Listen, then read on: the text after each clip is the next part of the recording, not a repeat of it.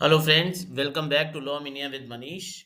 आज फिर से आपके साथ एक प्रैक्टिकल प्रॉब्लम हम लोग डिस्कस करने के लिए बैठे हैं और दिस इज़ प्रॉब्लम नंबर 14। इसके पहले हम लोग 13 प्रॉब्लम्स ऑलरेडी डिस्कस कर चुके हैं और आशा करते हैं आपको ठीक लग रहा होगा, समझ में आ रहा होगा और इंटरेस्टिंग ज़रूर लग रहा होगा। तो प्रॉब्लम 14 में हम लोग सबसे पहले प्रॉब्लम देख लेते हैं। प्रॉब्लम में लिखा है ए इन Delhi rings up B of Bombay offering to sell 100 bales of cotton at a certain price. B accepts the offer made by A, but A is not able to hear B's acceptance because a mechanical defect develops in A's telephone. Is there any binding agreement between A and B? Give reasons for your answers. अब आपको बता दें कि ये question IAS में 1972 में पूछा गया था और ये जिस ज़माने का क्वेश्चन है उस समय मुंबई को बॉम्बे कहते थे, तो कोई कन्फ्यूजन अपने दिमाग में मत रखिएगा। आप थोड़ा सा प्रॉब्लम को समझ लेते हैं। तो ए ने बी को फ़ोन किया, जो कि बॉम्बे में रहते थे और ए दिल्ली में रहते थे, और उन्होंने 100 बेल्स ऑफ कॉटन उनको ऑफ़र की बेचने के लिए। बी ने ऑफ़र को एक्सेप्ट किया, but A is not able to hear B's acceptance. लेकिन ए बी के एक्सेप्टेंस को सुन नहीं पाए। क्यों नहीं सुन पाए? क्योंकि एक मैकेनिकल डिफेक्ट डेवलप हो गया उनके टेलीफोन में। अब क्वेश्चन ये है कि एक्सेप्टेंस तो वो सुन नहीं पाए, तो क्या कोई बाइंडिंग एग्रीमेंट होगा ए और बी के बीच में? Give reasons for your answer. ये क्वेश्चन है। आशा कर रहे हैं आपको समझ में आ गया होगा। अब हम लोग बात करते हैं कि इसका सॉल्यूशन क्या होना चाहिए। तो सॉल्यूशन में लिखा हुआ है, no, there is no binding agreement between A and B in the given case. An offer is converted into an एग्रीमेंट if its acceptance has been duly communicated to the offerer.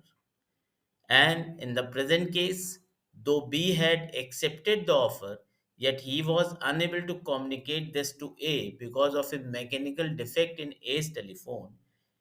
So it is a settled law that when parties negotiate a contract orally in the presence of each other or over telephone, and one of them makes an oral offer, in making the oral acceptance, the acceptor must ensure that his acceptance is audible, heard, and understood by the offerer, without which there is no acceptance. As in the present case, A was unable to hear B's acceptance, there is no binding agreement between A and B. तो इसमें क्या हुआ? पहले तो सबसे पहले ये लिखा है कि ए और बी के बीच में कोई भी बाइंडिंग एग्रीमेंट हुआ ही नहीं। बाइंडिंग एग्रीमेंट का मतलब कि कॉन्ट्रैक्ट बेसिकली हुआ ही नहीं। क्यों? क्योंकि यहाँ पे लिखा है कि जब भी कोई ऑफर देता है तो वो एग्रीमेंट में तब कन्वर्ट होता है कि जब उसकी एक्सेप्टेंस ड्यूली कम्युनिकेट हो जाए ऑफर को। मतलब कि दूसरी पार्टी जो एक्सेप्टेंस दे रही है, यस बोल रही है, वो ऑफरर को सुनाई तो देना चाहिए। और इसमें लिखा है, though B had accepted the offer yet he was unable to communicate. लेकिन उसने एक्सेप्ट तो किया, लेकिन वो कम्युनिकेट नहीं कर पाया। क्यों नहीं कर पाया? क्योंकि ए के टेलीफोन में कुछ डिफेक्ट आ गया, जिसकी वजह से ए उनकी एक्सेप्टेंस को सुन नहीं पाए। अब ये सेटल्ड लॉ है। यहाँ पे लिखा है कि जब भी पार्टीज नेगोशिएट करते हैं कॉन्ट्रैक्ट में, चाहे वो ओरली कर रहे हैं, एक दूसरे के सामने कर रहे हैं, या टेलीफोन पे बात कर रहे हैं, in presence of each other और ओवर टेलीफोन, तो ऐसे केस में क्या होता है कि एक इंसान दूसरे को ओरल ऑफर दे रहा है एंड दूसरा इंसान उसको एक्सेप्टेंस, ओरल एक्सेप्टेंस दे रहा है।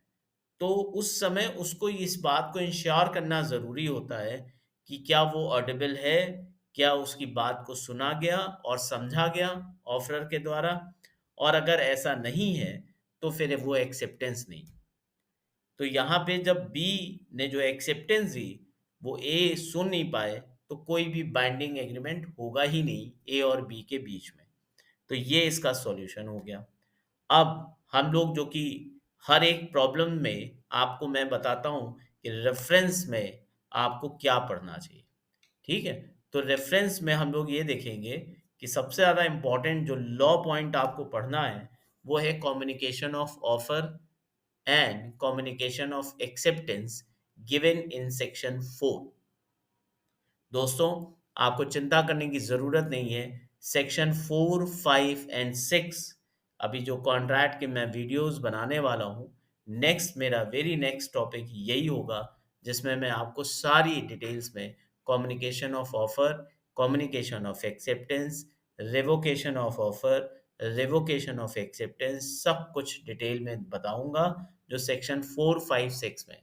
फ़िलहाल कम्युनिकेशन ऑफ ऑफर और एक्सेप्टेंस आपको इसके लिए रेफरेंस में पढ़ना है।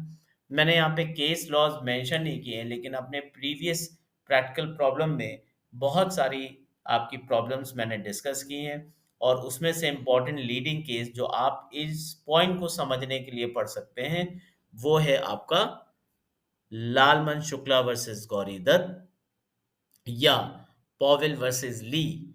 ये लीडिंग केसेस हैं जो आप इसमें पढ़ सकते हैं और इससे आपको communication of offer and communication of acceptance को समझने में हेल्प मिलेगी।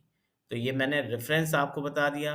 प्लीज़ जो नेक्स्ट वीडियो मैं कॉन्ट्रैक्ट का बनाऊंगा, वो ज़रूर देखिएगा, ज़रूर सुनिएगा, समझिएगा। इससे आपको इस प्रैक्टिकल प्रॉब्लम को भी समझने में हेल्प मिलेगी। तो बात ये है कि अगर आप कम्युनिकेट कर रहे हो, एक्सेप्टेंस दे रहे हो, तो वो एक्सेप्टेंस ऑफरर को, जिसने ऑफर आपको दिया है, उसको सुनाई ज़रूर देनी चाहिए, समझ में आनी चाहिए, ऑडिबल होनी चाहिए। ये सारी चीज़ें बहुत ज़रूरी हैं। तो अगर आप टेलीफोन पे बात कर रहे हैं और कोई मैकेनिकल डिफेक्ट हो जाता है, कभी कभार नहीं होता, हम लोग फ़ोन पे बात करें, अगले की आवाज़ ही नहीं आई। तो जब आवाज़ नहीं आई, आपने कुछ सुना ही नहीं, तो आप उसकी एक्सेप्टेंस कैसे समझ सकते हैं? तो कोई वैलिड कॉन्ट्रैक्ट बनेगा ही नहीं, एग्रीमेंट हुआ ही नहीं पार्टी के बीच में। ठीक है? तो कम्युनिकेट होना बहुत ज़रूरी है। ठीक है? आशा करते हैं दोस्तों आपको समझ में आया होगा और प्लीज़ लाइक करिए, शेयर करिए, सब्सक्राइब करिए, कमेंट करिए। Thank you. Keep learning, keep watching law media with Manish.